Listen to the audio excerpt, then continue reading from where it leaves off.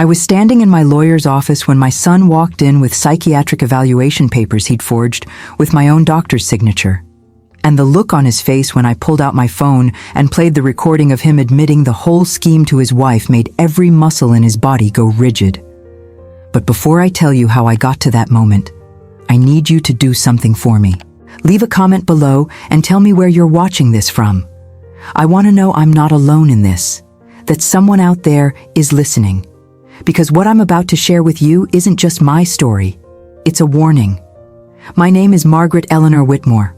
I'm 62 years old and I live in Greenwich, Connecticut, in a house my late husband and I purchased 37 years ago. Robert passed away 4 years ago from a sudden heart attack, leaving me with a substantial estate, investment portfolios, 3 properties, and a life insurance settlement that most people only dream about. I had everything planned out. My retirement was secure, my health was excellent. I volunteered at the local library twice a week, attended my book club every Thursday, and spent my weekends gardening in the backyard that overlooks Long Island Sound. I was living the quiet, comfortable life of a woman who'd worked hard, loved deeply, and earned her peace. My son, David, was 38 when this all started. He'd always been ambitious, sometimes too ambitious. He worked in finance in Manhattan, married a woman named Clarissa who wore designer clothes like armor and spoke about money the way most people speak about the weather, constantly and with intense personal interest. They had no children, which Clarissa always explained away with vague references to career priorities and lifestyle choices. They lived in a sleek apartment in Tribeca that cost more per month than most people's mortgages. David visited me once a month, usually on Sundays. We'd have brunch, talk about his work, and he'd ask about my health, my finances, my plans. At the time, I thought he was being a caring son. Looking back, I realize he was gathering intelligence. The first strange thing happened in late September. David showed up unannounced on a Wednesday afternoon. I was in the garden trimming the roses when I heard his car in the driveway. He looked tense, distracted. He said he was in the area for a client meeting and wanted to stop by. But there was something off about the way he moved through the house, the way his eyes lingered on things, the antique clock in the hallway, the painting my husband and I bought in Paris, the small safe in my study that I'd never bothered to hide because I trusted the people in my life. He asked if I'd been feeling all right, if I'd been forgetting things. I laughed and told him I was sharper than ever. He didn't laugh back. 2 weeks later, he called me and suggested I start letting him help with my finances. He said it would be easier for me, less stressful. He could set up automatic payments, manage my investments, make sure everything was optimized for tax purposes. I told him I appreciated the offer, but that I was perfectly capable of managing my own affairs. I'd been doing it for 40 years after all. He insisted. I declined. The conversation ended with an uncomfortable silence that felt like a wall going up between us. Then came the doctor's appointment. In mid-October, I went to see Dr. Raymond Kepler, my physician of 15 years, for my annual checkup. Everything was normal: blood pressure, cholesterol, cognitive function. Dr. Kepler even joked that I had the health markers of someone 10 years younger. But when I was leaving, his nurse, a young woman named Ashley who'd always been friendly, pulled me aside in the hallway. "Mrs. Whitmore," she said quietly, glancing around to make sure we were alone. "I probably shouldn't be telling you this, but your son called the office last week. He was asking about your medical records. Specifically, he wanted to know if there were any signs of dementia or cognitive decline." The air went cold around me. "What did Dr. Kepler tell him?" I asked, keeping my voice steady even though my heart was hammering. "He told him that sharing your medical information without your consent would be a HIPAA violation. Your son wasn't happy. He said something about needing documentation for legal purposes." I thanked Ashley and left the office in a daze. Legal purposes. The phrase echoed in my mind all the way home. What legal purposes could David possibly need my medical records for unless he was planning something that required proof I wasn't competent? That night, I couldn't sleep. I sat in my study with a glass of wine and tried to make sense of it. David had always been close to his money, always calculating, but this felt different. This felt predatory. I thought about calling him, confronting him directly, but something stopped me. Some instinct told me that if I revealed what I knew, I'd lose the only advantage I had: information. So I started watching, listening, paying attention. The next Sunday, David came for brunch as usual. Clarissa was with him this time, which was rare. She smiled too much, asked too many questions about my daily routine, my memory, whether I'd been taking my vitamins. At one point, she casually mentioned a friend whose elderly mother had been placed under a conservatorship after forgetting to pay her bills for a few months. "It's really for the best," Clarissa said, sipping her mimosa. The woman didn't even realize she was being taken advantage of by a contractor who overcharged her. Sometimes people need protection from themselves. The way she looked at me when she said it made my skin crawl. After they left, I went into my study and locked the door. I pulled out my financial records, my banking statements, my investment portfolios. I checked every account, every transaction, every signature. Everything was in order. There was no evidence of cognitive decline, no forgotten bills, no reckless spending. I was managing my estate exactly as I always had, carefully, competently, and independently. But David didn't know that, or he didn't care. The next incident happened 3 days later. I received a certified letter from a law firm I'd never heard of, Morrison, Fletcher and Associates, based in Stamford. The letter was formal, clinical, and terrifying. It informed me that a petition for conservatorship had been filed on my behalf by my son, David Whitmore, citing concerns about my ability to manage my financial affairs due to suspected cognitive impairment and diminished mental capacity. I read the letter 3 times, my hands shaking so badly I could barely hold the paper. A court hearing was scheduled for 2 weeks from that date. I was advised to retain legal counsel. They were trying to take control of my life, my money, my autonomy, everything my husband and I had built together. I didn't cry. I didn't panic. I got angry. I called my longtime friend, Harold Chen, an attorney who specialized in estate planning and elder law. We'd known each other for 20 years, and I trusted him completely.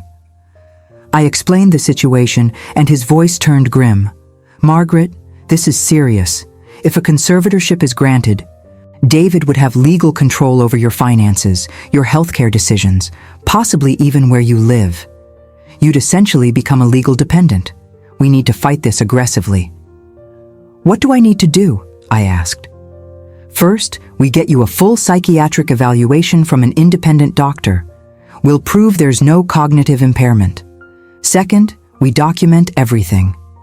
Every conversation, every interaction with David.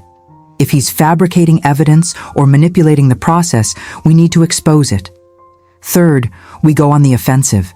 If he's doing this for financial gain, we can argue that he's the one who's unfit to manage your affairs because he's acting in bad faith." "Can we win?" I asked quietly.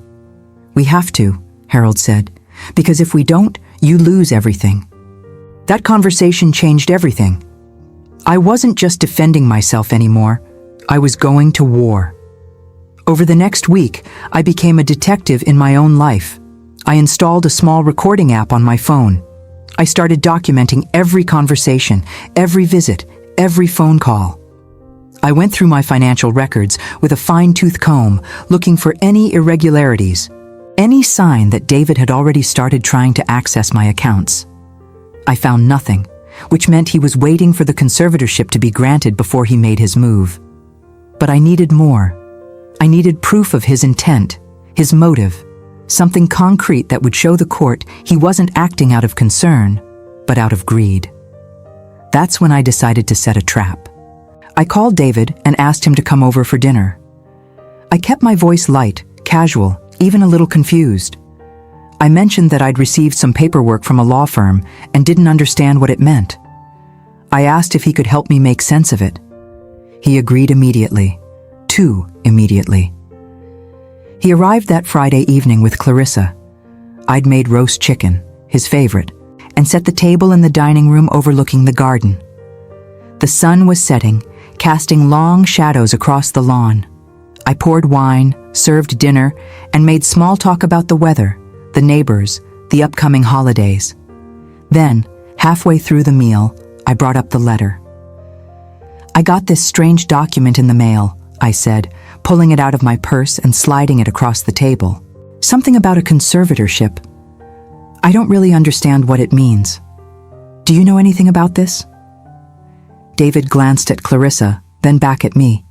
He set down his fork carefully, as if he were handling something fragile. "Mom, I was going to talk to you about this," he said slowly. "I filed that petition because I'm worried about you. You've been acting differently lately. Forgetting things, repeating yourself. I think you might need help managing your finances before something goes wrong." "Forgetting things?" I repeated, keeping my voice soft and confused. "Like what?" "Like last month when you called me 3 times in one day asking the same question," he said. "Or when you told me you'd paid the gardener, but then he called me saying you'd forgotten." I stared at him. None of that had happened. He was lying, and he was doing it so smoothly, so confidently, that I knew he'd been practicing. "I don't remember that," I said quietly. My phone was in my cardigan pocket, recording every word. "That's exactly the problem, Mom," Clarissa chimed in, her voice dripping with false sympathy. "You don't remember. That's why David is trying to help. This conservatorship is just a safety measure. You'll still live here, still have access to your money for daily expenses. David will just oversee the bigger financial decisions to make sure no one takes advantage of you." "And who decides what's a bigger financial decision?" I asked, still playing the role of the confused elderly woman. "The court," David said. "But ultimately, I'd be your conservator, so I'd be making those calls. It's really for your own good, Mom. I'm doing this because I love you." The word love coming out of his mouth in that moment felt like a slap. "I see," I said softly. "So you'd control my bank accounts, my investments, the properties?" "Only to protect them," David said. "You've worked hard your whole life. I don't want to see you lose everything because you're not able to manage things anymore." "But I am managing things," I said, my voice a little stronger now. "Everything is fine. My bills are paid. My investments are performing well. I'm not confused, David. I'm not incompetent." His expression shifted, just slightly, a flicker of impatience. "Mom, I've already filed the petition. The hearing is in a week. The court will evaluate your mental state and make a decision. If you fight this, it's just going to make things harder for everyone." "Harder for everyone," I repeated slowly, "or harder for you." The room went very quiet. Clarissa's smile froze. David's jaw tightened. "What's that supposed to mean?" he asked, his voice dropping an octave. "I mean, if the court denies your petition, you don't get control of my estate," I said, meeting his eyes. "You don't get to manage my money. You don't get to make decisions about my life. So really, this is about what's easier for you, not what's better for me." "That's not fair," David said, his voice rising. "I'm trying to help you, and you're acting paranoid." "Am I?" I asked quietly. "Or am I just seeing clearly for the first time in months?" Clarissa stood up abruptly. "David, I think we should go. Your mother is obviously upset, and we're not going to get anywhere like this." But David didn't move. He stared at me across the table, and in his eyes, I saw something I'd never seen before. Calculation. Cold, ruthless calculation. "Fine," he said finally, standing up and tossing his napkin onto the table. "We'll let the court decide, but don't say I didn't try to do this the easy way." The easy way, as if stripping me of my autonomy and dignity was ever going to be easy. After they left, I sat alone in the dining room, staring at the half-eaten meal. My hands were trembling, but not from fear, from fury. I pulled out my phone and stopped the recording. I had everything I needed. David had just admitted, on tape, that he'd filed the conservatorship petition and that he'd be the one controlling my finances if it was granted. He'd lied about my cognitive state, fabricated incidents that never happened, and made it clear that this was about control, not care. I sent the recording to Harold immediately. His response came within minutes. "This is exactly what we need. I'll file a motion to dismiss and request a full investigation into David's motives. We're going to bury him." But I wasn't done. I needed more. I needed to know how deep this went, how long he'd been planning this, and whether Clarissa was just a passive participant or an active conspirator. So I did something risky. I called Clarissa. I waited until Monday afternoon, when I knew David would be at work. I kept my voice shaky, uncertain, like the woman they thought I was. "Clarissa, it's Margaret," I said. "I've been thinking about what you and David said, and I'm so confused. I don't want to fight with my son. Can you help me understand what's happening?" There was a pause on the other end of the line. Then her voice came through, smooth and practiced. "Of course, Margaret. I know this is hard, but you have to trust that David is doing what's best. Once the conservatorship is in place, everything will be so much simpler. You won't have to worry about bills or investments or any of that stressful stuff. We'll take care of everything." "We?" I asked softly. "Well, David, obviously," she said quickly, "but I'll help too. We're a team." "And what happens to my properties?" I asked. "The house in Vermont? The condo in Florida?" "David will manage those too," she said. "He might decide to sell them if it makes sense financially. The market is good right now, and it would free up capital for your care." My care, as if I needed care, as if I were some invalid who couldn't function without their supervision. "I see," I said slowly. "And would I still live here? In my house?" "For now," Clarissa said. "But eventually, it might make more sense for you to move into a facility, somewhere with professionals who can monitor you. It's nothing to worry about, though. That's a long way off." A facility. They wanted to put me in a nursing home so they could liquidate my assets without interference. "Thank you for explaining," I said, keeping my voice meek. "I feel better now." "Of course," Clarissa said. "We're family. We take care of each other." I ended the call and immediately sent the recording to Harold. Within an hour, he called me back, his voice tight with barely controlled anger. "Margaret, they're planning to strip you of everything. The properties, the investments, your autonomy. This isn't just about financial control. This is elder exploitation. We need to move fast." "What do we do?" I asked. "We go nuclear," he said. "I'm filing an emergency motion to freeze all your accounts until the hearing. We're going to make it so David can't touch a single cent, even if he gets the conservatorship. Then, we're going to request a full forensic audit of your finances to prove you're competent, and we're going to submit both recordings as evidence of his intent to defraud you." "Will it be enough?" I asked. "It's more than enough," Harold said. "We're going to destroy him." The next few days were a blur of legal motions, psychiatric evaluations, and sleepless nights. I met with Dr. Linda Tran, a forensic psychiatrist who specialized in competency evaluations. She spent 3 hours with me, asking questions, running cognitive tests, reviewing my medical history. At the end of the session, she looked at me with something close to anger.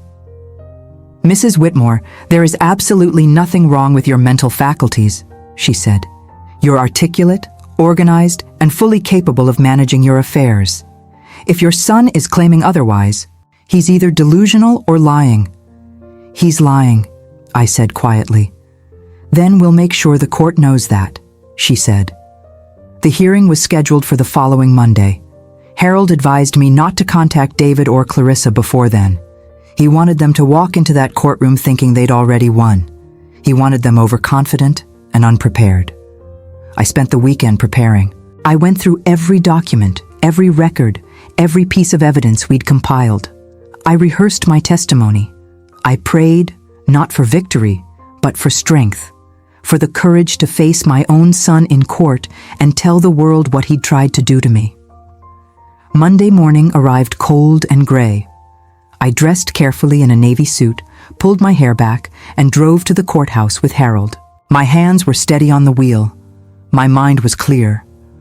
I wasn't the confused, diminished woman David had tried to paint me as. I was Margaret Eleanor Whitmore, and I was about to fight for my life. The courtroom was smaller than I expected, paneled in dark wood with high windows that let in pale morning light. David and Clarissa sat on one side with their attorney, a sharp-looking man in his 50s with silver hair and an expensive suit. David looked calm, confident. Clarissa kept glancing at me with that same false sympathy she'd worn at dinner.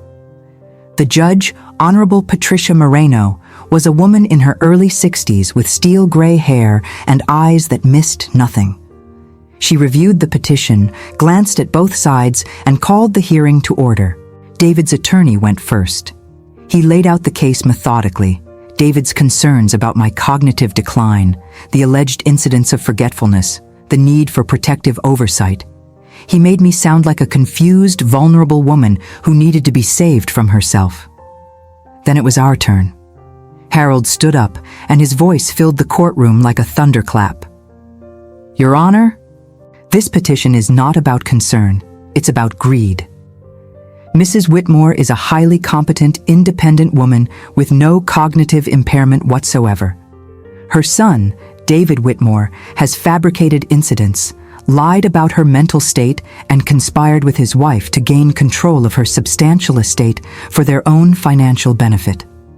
We have evidence, recorded conversations, psychiatric evaluations, and financial records that prove Mrs. Whitmore is fully capable of managing her affairs, and that this conservatorship is a malicious attempt at elder exploitation.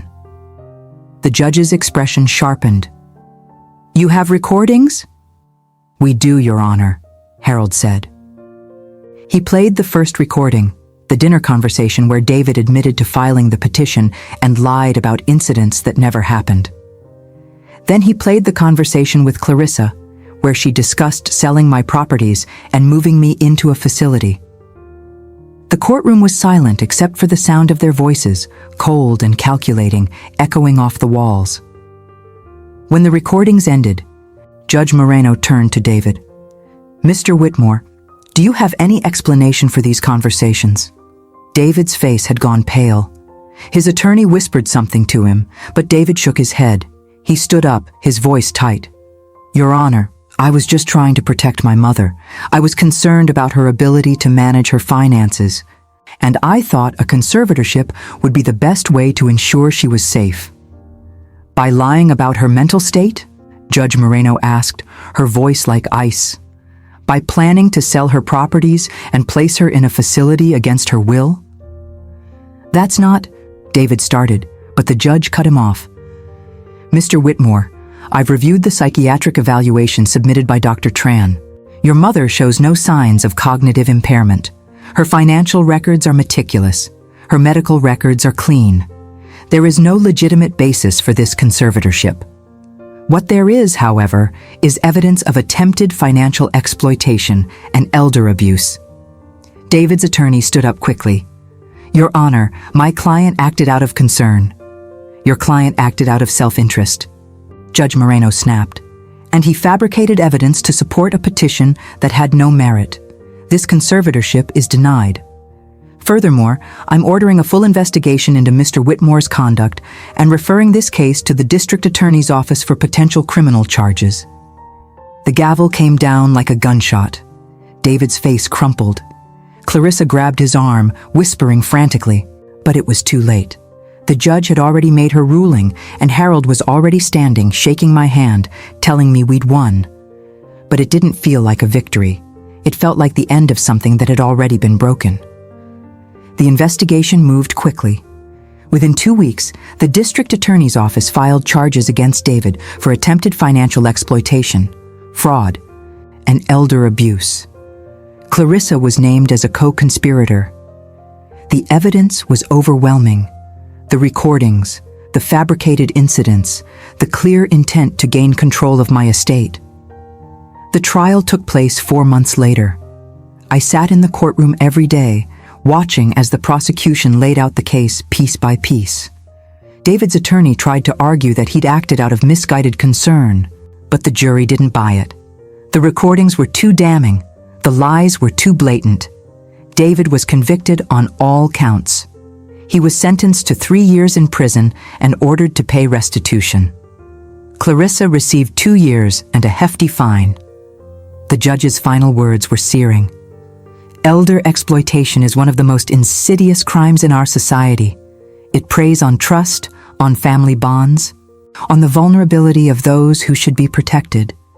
Mr. Whitmore, you betrayed your mother in the worst possible way, and you will face the consequences. I didn't feel satisfaction when the verdict was read. I felt hollow. David was my son. I'd raised him, loved him, sacrificed for him, and he'd repaid that love with betrayal. After the trial, I went home to my quiet house in Greenwich. I stood in the garden where Robert and I used to sit in the evenings, watching the sun set over the Sound. I thought about trust, about family, about the fragility of the things we hold most dear. I never spoke to David again. He sent letters from prison, apologies that felt too late and too hollow. I didn't respond. Some betrayals are too deep to forgive, not because the heart is hard, but because the wound is too profound. But I didn't let the betrayal destroy me. I rebuilt my life, stronger and more vigilant than before. I updated my estate plan, established a trust with independent oversight, and made sure that no one person could ever have that kind of control over my life again. I volunteered with organizations that help protect seniors from financial exploitation. I told my story at community meetings, at senior centers, anywhere someone would listen. Because here's what I learned. Elder abuse doesn't always come from strangers. Sometimes it comes from the people you trust most. Sometimes it wears the face of love while plotting destruction. And sometimes the only way to survive is to fight back with everything you have.